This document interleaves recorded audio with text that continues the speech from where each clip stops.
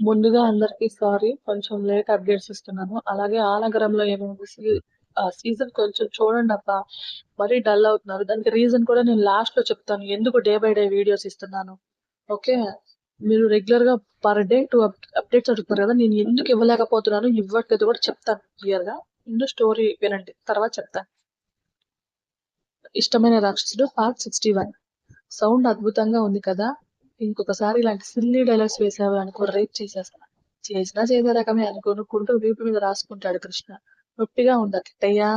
కాదు సమ్మగా ఉందని కరిచినట్టే చెప్పి ఫాస్ట్ గా వెళ్ళిపోతాడు. అతని మాటలకి రాధిక పక్కున నవ్వుతుంది. నీకు ఇలాంటి షాట్ అప్పుడప్పుడు పడుతూనే ఉండాలి. లేకపోతే సేవకుడు, ప్రేమికుడు అని మూవీ డైలాగ్స్ వేస్తావు అని నవ్వుకుంటుంది. వర్క్ చేసుకుంటున్నది వర్క్ చేసుకుంటున్న యశోద దగ్గరికి వెళ్ళిన కృష్ణ మోడల్స్ తో మీటింగ్ గురించి బయటికి వెళ్తున్నాం నువ్వు జాగ్రత్త అని చెప్పి కార్ దగ్గరకు వెళ్ళిపోతాడు. కృష్ణ మాటలు యశోద రాణాని ఒకసారి తలుచుకుని మళ్ళీ వర్క్ లో బిజీ అయిపోతుంది. డ్రైవర్ పక్కన కూర్చున్న కృష్ణ రాధికకి మినిమం డిస్టెన్స్ మెయింటైన్ చేస్తాడు. మీటింగ్ జరిగి హోటల్ కి చేరుకున్నాక కృష్ణ నడుము గిల్లి ముందుకు కదులుతుంది. కాన్ఫరెన్స్ రూమ్ లో రాధిక కోసం రెడీగా ఉన్న మోడల్స్ రాయల్ వాక్ తో నడుస్తూ వస్తున్న రాధికని చూసి లేచి నిలబడతారు. Good morning madam. Very bad morning girls అని తన చైర్లో కూర్చుంటుంది. ఆమె వెనకే కృష్ణ లోపలికి రాగానే మేనేజర్ వంక చూస్తుంది రాధిక. అందరూ అయోమయంగానే ఎవరి చైర్లో వాళ్ళు కూర్చుంటారు. ముందుగా మేనేజర్ అందరికీ ఫ్యాషన్ షోకి సంబంధించిన డాక్యుమెంట్స్ అందిస్తారు. అలాగే ప్రొవైడ్ చేసే అకామిడేషన్ దగ్గర నుండి వాళ్ళు వేసుకోబోయే కాస్ట్యూమ్స్ వరకు ప్రతిదీ డీటెయిల్ గా ఉంటుంది. మీకోసం కంపెనీ కొన్ని కోట్లుగా ఎఫర్ట్ చేస్తుంది. మీకు నచ్చిన అవకాశాన్ని 1% కూడా వేస్ట్ చేయడానికి వీల్లేదు. మీకు మీ కంప్లీట్ ఎఫర్ట్స్ నాకు కావాలి. ఆఫ్టర్ విన్నింగ్ ఎవరెవరు ఎలాంటి పొజిషన్ లో ఉండాలనుకుంటున్నారో వాళ్ళ విష్ నేను తీరుస్తాను. But I want winning memento. That's it girls. ఎవరైనా ఏమైనా డౌట్స్ ఉంటే అడగచ్చని, ఏదైనా ప్రాబ్లం ఉంటే షేర్ చేసుకోవచ్చు. అలాగే ఇది నచ్చని వాళ్ళు స్ట్రైట్ గా బయట వెళ్ళిపోవచ్చు. అట్లీస్ట్ మనకు మాట్లాడే అవకాశం ఇస్తావా రాధిక అని లేచి నిలబడుతుంది మోన. ఎస్ ప్లీజ్ ఏం మాట్లాడాలో మాట్లాడాలని టేబుల్ మీద ఉన్న పేపర్ పై తిప్పుతూ అడుగుతుంది రాధిక. మేమందరం ఉన్నాం. రీమా ఎక్కడ? తను మన కంపెనీ నుండి తప్పుకోద్దు. Why madam? రీజన్ మీరు తెలుసుకోవచ్చా? ఇప్పుడు నువ్వు తెలుసుకుని ఏం చేయాలి? Come on madam. రీమా మాతో కలిసి వర్క్ చేసింది. సో ఆ ఫ్రెండ్లీ నేచర్ తో అడిగాను. నేను అడిగిన దాంట్లో తప్పేమీ లేదు కదా! మీరందరూ వర్క్ ఎఫిషియన్సీ ఉన్నవాళ్లే. కానీ రీమా కొంచెం లిమిట్స్ క్రాస్ చేసి నా పర్సనల్ మ్యాటర్స్ లో వేలు పెట్టింది. సో నేను తనని కంపెనీ నుండి అరెస్ట్ చేశాను. ఒక ఛాన్స్ ఇవ్వలేరా మేడం? Impossible ma'am. పాసిబుల్ అవ్వవు. అలాగే రీమా ఇండియాలో లేదు. తను ఈ ప్రొఫెషన్ నుంచి కూడా తప్పుకుంది. So leave the matter. Radhika గొంతులో పదునికి మోన మూసుకొని కూర్చుంటుంది. ఇంకా ఎవరైనా ఎవరి గురించి ఏమైనా మాట్లాడాలా? నో మేడం అన్న అందరూ పద్ధతిగా కోరస్ లో చెప్తారు. Very good. మన ఫ్యాషన్ టీమ్ ఏది చెప్పినా ఎలా చెప్పినా అన్ని పర్ఫెక్ట్ గా చేయడానికి రెడీగా ఉండండి. అలాగే మీ ఫుడ్ డైట్ చూసుకోవడానికి న్యూట్రిషనిస్ట్ కూడా మీతోనే ట్రావెల్ చేస్తారు. Be careful and all the best girls. Thank you madam అని అందరూ వెళ్ళిపోతే రాధిక మేనేజర్ తో కొద్దిసేపు ఫ్యాషన్ షో డీటెయిల్స్ గురించి మాట్లాడి కృష్ణతో కలిసి ఆఫీస్ కి స్టార్ట్ అవుతుంది. మేడం ఏంటి రాము రేపు నాకు లీవ్ కావాలి మేడం. అర్జెంటా? అవసరం మేడం. సరే తీసుకో దినేష్ కి కార్ ఇచ్చి వెళ్ళు. అలాగే మేడం థ్యాంక్ యూ.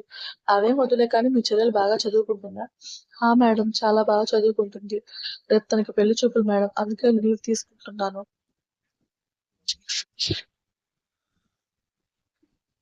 అదేంటి రాము చక్కగా చదువుకుంటుంది అన్నావు చదివించచ్చు కదా? పెళ్ళయ్యాక కూడా వాళ్ళు చదివిస్తామన్నారు మేడం. అందుకే పెళ్లి చూపులు ఒప్పుకున్నాం.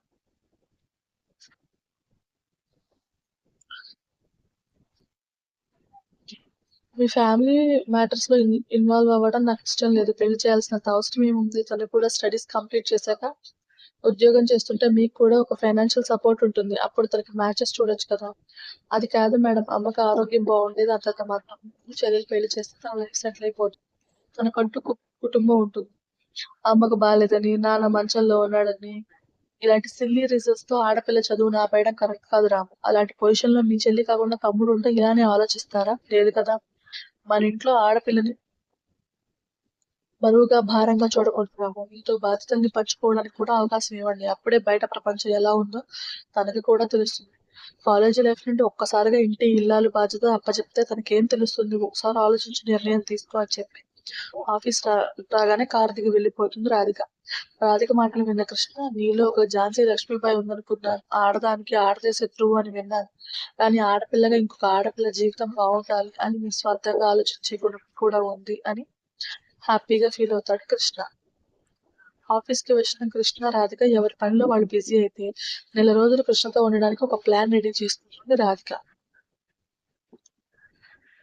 ముందు ఒకసారి యశితతో డిస్కస్ చేస్తే కానీ నాకు క్లారిటీ రాదనుకుని ఆమెను పిలుస్తుంది. May come in madam. కమిన్.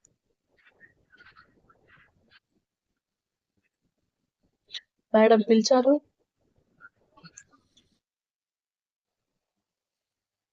వచ్చి ఇలా కూర్చోవే మొగమాత, నీతో నా జీవితానికి సంబంధించిన ఇంపార్టెంట్ విషయం మాట్లాడాలి. మీలో ఈ వెటకారాలు ఎప్పుడు పోతాయో అని గుర్రుగా అంటూ ఎదురుగా ఉన్న చైర్లో కూర్చుంటుంది యశిత. సర్లేవే, నీలా మీ అన్నలాగా శాంతమూర్తి ఫోటో ఫేస్ మెయింటైన్ చేయడం నా వల్ల కాదు. ఇలాగే లూజ్ టంగ్తో ఏదో ఒకటి వాగండి. మా అన్నకి కాలుద్ది. నెల రోజులు భార్య కాదు కదా, ఒక్కరోజు భార్యగా కూడా ఒప్పుకోడు, సరదా తీరిపోతుంది. నా కిట్టాయి గురించి నాకు తెలుసులే కానీ ముందు కొత్త కాపురానికి కావాల్సిన సామాగ్రి గురించి చెప్పవే. ఇప్పుడు మీరిద్దరు కలిసి వేరే హౌస్ తీసుకుంటారా, లేకపోతే అన్నయ్య ఉండే హౌస్ లోనే కాపురం పెడతారా? ఏమోనే, ఆ విషయం మీ అన్నని అడగాలి. ఇల్లు సంగతి తర్వాత, ముందు ఎలా నెల రోజులు మీ అన్నని ఉండే ఇంటిని మెయింటైన్ చేయాలో చిన్న చిన్న టిప్స్ అయినా చెప్పవే. ఏముంది, మీరు రిచ్ రాధికలా కాకుండా మిడిల్ క్లాస్ రాధికలా రూపాంతరం చెందాలి. అంటే మీ ఇద్దరికి కావాల్సిన వంట గురించి కానీ, ఇంటి గురించి కానీ, మీ పర్సనల్ నీడ్స్ కానీ అన్నీ అన్నయ్యకొచ్చే శాలరీలోనే అడ్జస్ట్ చేయాలి. నా మనీ యూజ్ చేస్తే ఊరుకుంటాడా? మిమ్మల్ని ఈజీగా బయటికి తోసేస్తాడు. ఆయన కన్నా నువ్వు చాలా స్ట్రిక్ట్ గా ఉన్నావు కదే. మా అన్నయ్య గురించి ఎంతో కొంత తెలిసిన దాన్ని కాబట్టి మీ మంచి కోసం జాగ్రత్తలు చెప్తున్నాను. బుద్ధిగా ఫాలో అవ్వండి. లేదనుకో నెల రోజులు కాదు, వారం రోజుల్లోనే తరిమేస్తాడు. మీ 30 రోజుల భార్య పోస్ట్ 3 రోజుల్లోనే ఊడిపోతుంది. ఎంత సంబరంగా చెప్తున్నావే నా భార్య పోస్ట్ ఊడిపోవాలని. సంబరంతో కాదు, సామరస్యంగా చెబుతున్నాను. నేను చెప్పేది జాగ్రత్తగా వినడానికి విని దానికి తగ్గట్టుగా నెల రోజులు జీవించారనుకో, మా అన్నయ్య మీ సొంతం అవుతాడు. లేదనుకో సింగిల్ లేడీ సింహాల్లా మిగిలిపోతారు. అంతే అంటావా? ముమ్మాటికి అంతే. అన్నయ్య శాలరీ ఎలాగో మీకు తెలుసు కాబట్టి మీరు ఎక్స్‌పెన్సెస్ అన్నిటికి ఒక ప్లాన్ రెడీ చేసుకోండి. అలాగే మీ ఎక్స్‌పెన్సెస్ తక్కువ ఉండాలి. హోమ్‌కి అన్నయ్య డొనేట్ చేసే అమౌంట్ ఎక్కువ ఉండాలి. మీ అన్నయ్యకి వచ్చేదే 50,000 జీతం. అందులో హోమ్ కూడా మా కోసం హోమ్‌కి హోమ్ తర్వాత మా కోసం యూజ్ చేసుకోకపోతే మేమిద్దరం ఎలా బతకాలి అని ఏడుపు మొహం పెడుతుంది. అయ్యో! కాబోయే వదిన గారు, అన్నయ్యకి జస్ట్ మంత్లీ ఎక్స్‌పెన్సెస్ 20,000. ఇప్పుడు మీరు యాడ్ అయ్యారనుకోండి 25,000. మీరిద్దరూ విచ్చలవిడిగా వాడుకోండి అని గొప్పగా చెప్పింది. నేనేసుకునే సూట్ కాస్ట్ అంతకన్నా ఎక్కువ ఉంటుంది కదవే అని బేలగా అంటుంది రాధిక. ఈ బుద్ధి ప్రేమ అనే దోమ కుట్టక ముందు ఉండాలి. ఆల్రెడీ కుట్టించుకున్నాక గింజుకుంటే నొప్పి తప్ప ఏం ఉండదు మేడం అని వెక్కిరింపుగా అంటుంది. దీనికి టైం దొరికింది నన్ను ఆడుకోవడానికని పళ్ళి నూరుతూ, ఆ 25,000లోనే విచ్చలవిడిగా వాడుకోమన్నావు కదా, కాస్త బడ్జెట్ ప్రిపేర్ చేసుకోవే. కొంచెమైనా సిగ్గుండాలి మేడం. ఇంత పెద్ద కంపెనీకి చైర్మన్ మీరు. అలాంటిది ఒక 25,000తో ఒక నెల రోజులు ఇల్లు గడపడానికి నన్ను బడ్జెట్ అడుగుతున్నారా? సిగ్గుచేటు. నాకు సిగ్గు లేదని నీ ఫీలింగ్. మీ అన్న ఫీలింగ్. అలాగే అనుకుని బడ్జెట్ ప్రిపేర్ చెయ్యి. నేనేమి క్వార్టర్‌లో బిజినెస్ చేయడానికి నిన్ను హెల్ప్ అడగట్లేదు. 25,000తో 2 ప్రాణాల్ని నెల రోజులు ఎలా బతికించాలో నా కార్పొరేట్ బుర్రకి అర్థం కాక హెల్ప్ అడిగాను. నువ్వేదో స్టేట్ బడ్జెట్ అడిగినట్టు ఫీల్ అయిపోకు పిసినారి మొహం దాన.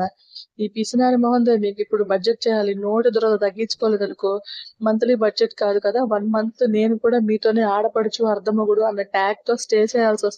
జాగ్రత్త. ఒసేయ్ ఇద్దరిని 25,000తో నెల రోజులు ఎలా నెట్టుకు రావాలా అని నేను ఆలోచిస్తుంటే, అర్ధమొగుడు అని తగులుకుంటానంటావేంటే? కడుపులో ఇంత కక్ష పెట్టుకున్నావేంటే నా మీద?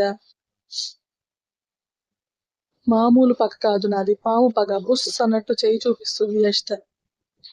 ఓసి దుర్మార్గురాలా! తెలిసే నాకు టైం చూసి దెబ్బ కొట్టడానికి రెడీగా ఉన్నావని. కానీ ఇలాంటి టైంలో వద్దమ్మా. వేరే టైంలో చూసుకుందాం. రిక్వెస్ట్ చేస్తున్నారా? ఆర్డర్ వేస్తున్నారా? అడుక్కుంటున్నానే, దీనంగా అడుక్కుంటున్నాను. ప్లీజే. ఓకే. మరి మిమ్మల్ని ఇలా చూస్తుంటే నా చల్లటి గుండె ఐస్ క్రీమ్‌లా కరిగిపోతుంది. అన్ని పేపర్‌లో రాసిస్తాను. ఆ పేపర్‌ని ఈ నెల రోజులు ఫాలో అయిపోండి. మా అన్నయ్యని ప్రసన్నం చేసుకోండి. అలా అని ఆత్రంతో ప్రసవం అయ్యేలా చేసుకోకండి. ముందు మాటలకి రిలాక్స్ అయింది రాధిక. లాస్ట్‌లో అన్న మాటకి ఇష్టం మీదకి ఏదో ఒకటి విసరాలనుకుంటది. కానీ అవసరం తనది కాబట్టి కొట్టేలా చూస్తుంది. మండుతుందా మేడం? లేదే, ఐస్ క్రీమ్ తిన్నంత చల్లగా ఉంది. నువ్వు ఆ పేపర్ ప్రిపేర్ చేసి నా చేతుల్లో పెట్టావనుకో, నీ చేతుల్లో మంచి గిఫ్ట్ పెడతాను. ముందు ఆ బడ్జెట్ పేపరు ఇంట్లోకి ఎలో ఉందో లేదో మా అన్నయ్యని అడిగి తెలుసుకోండి. అప్పుడు ప్రిపేర్ చేస్తాను. ఏం ఎళ్ళిపోతున్నావే అని గట్టిగా అనుకుంటుంది రాధిక. స్టోరీ నచ్చితే లైక్ చేసి, షేర్ చేసి, కామెంట్ చేయండి. ప్లీజ్ సబ్స్క్రైబ్ చేసుకోండి. Thank you. టాటా.